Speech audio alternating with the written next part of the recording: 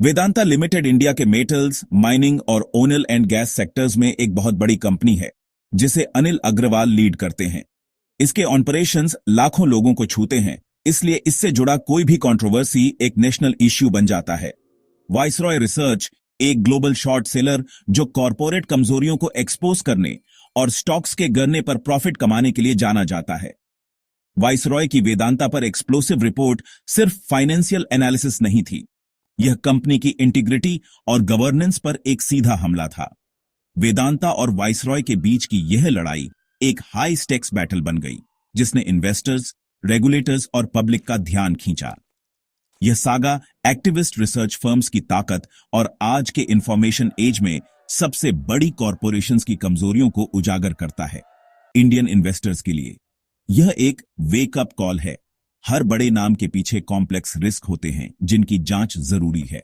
Vedanta viceroy episode सिर्फ एक corporate स्पैट नहीं है, यह मार्केट में हर किसी के लिए विजिलेंस का एक सबक है।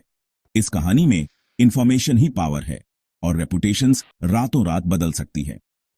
वाइसरॉय की रिपोर्ट ने वेदांता की parent Vedanta resources limited (VRL) पर अपनी इंडियन सब्सिडियरी का इस्तेमाल अपनी खुद की डेब्ट्स चुकाने के लिए कैश मशीन के तौर पर करने का आरोप लगाया। रिपोर्ट में ओपेक रिलेटेड पार्टी ट्रांजैक्शंस का आरोप लगाया गया, यह सुझाव देते हुए कि पब्लिक शेयर होल्डर्स से पेरेंट कंपनी को प्रॉफिट साइफन किया जा रहा था। इसमें सस्पिशियसली बड़े डिविडेंड पेआउट्स को हाईलाइट किया गया, जो वीआरएल की डेडलाइंस के साथ मेल खाते थे, जिससे वेदांता लिमिटेड के रिसोर्सेज खत्म हो रहे थे। वाइसरॉय ने प्रमोटर शेयर प्लेजिंग के हाई लेवल्स के बारे में भी अलार्म बजाया, जिससे स्टॉक प्राइस गिरने पर एक क्राइसिस हो सकता था। ये red flags, related party deals, excessive dividends और प्लेस्ड शेयर्स ने फाइनेंशियल स्ट्रेस में एक कंपनी की तस्वीर पेश की। रिपोर्ट का नैरेटिव वेदांता को उसके प्रोमोटर्स के फायदे के लिए मैनेज किया जा रहा था, न कि उसके शेयर होल्डर्स के लिए। इन्वेस्टर्स के लिए ये गंभीर चिंताएं थीं, जिन पर ध्यान देना जरूरी था।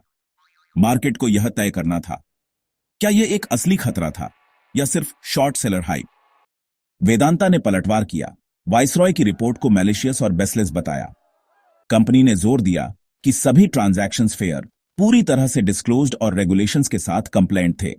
वेदांता ने अपनी डिविडेंड पॉलिसी को ताकत का संकेत बताया, न कि डिस्ट्रेस का, यह तर्क देते हुए कि प्रॉफिट शेयर करना एक हेल्दी बिजनेस की निशानी है।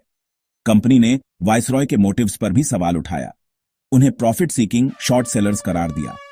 इन आश्वासनों के बावजूद मार्केट ने तेज रिएक्शन दिया। वेदांता का स्टॉक गिर गया, घंटों में भारी वैल्यू मिट गई। इन्वेस्टर्स घबरा गए, पहले बेच दिया और बाद में सवाल पूछे।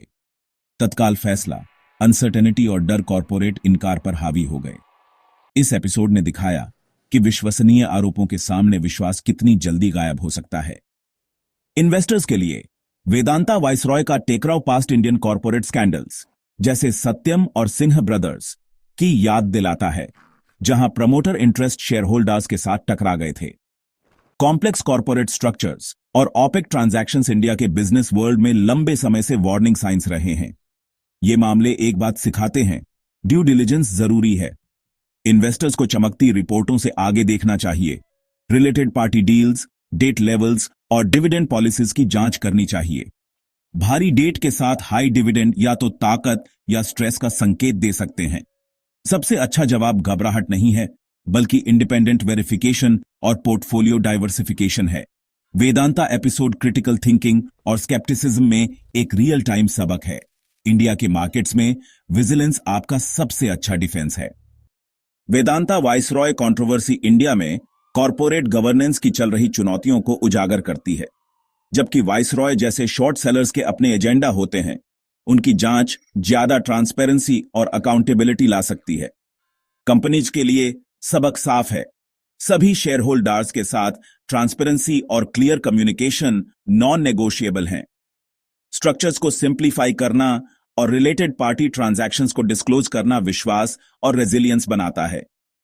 रेगुलेटर्स को इन्वेस्टर्स की रक्षा के लिए गवर्नेंस नॉर्म्स को सख्त करते रहना चाहिए। इन्वेस्टर्स के लिए अंधविश्वास रिस्की है, लगातार सीखना और स्केप्टिसिज्म जरूरी है। इंडिया के मार्केट्स का हेल्थ कलेक्टिव विजिलेंस पर निर्भर करता है। इस सागा द्वारा उठाए गए सवाल बने रहेंगे, हर किसी को छलांग लगाने से पहले देखने की याद दिलाते रहेंगे। आखिर में इन्फॉर्म्ड स्केप्टिसिज्म इन्वेस्टर का सबसे मजबूत शील्ड है।